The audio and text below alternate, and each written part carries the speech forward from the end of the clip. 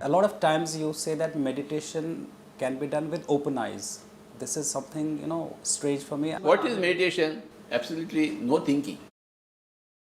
That no thinking can be done with eyes closed or eyes open also. See, my eyes are open. I am seeing you. I am not criticizing you. I am not watching your actions. I am only observing your actions. I am not passing any comments. When I am passing comments on you in my mind, I am thinking. But I am looking at you without thinking. That is meditation. So being thought-free is also a meditation. Meditation is chitta vritti nirodha. The mind waves are empty. I may be opening my eyes. I may be observing the data, but I am not thinking.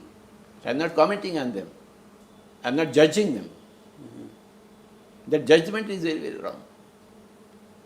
When you look at things without judgment, that is meditation. So there is open-eyed meditation, there is closed-eyed. Both are equally important. The full moon is important, the no moon is important.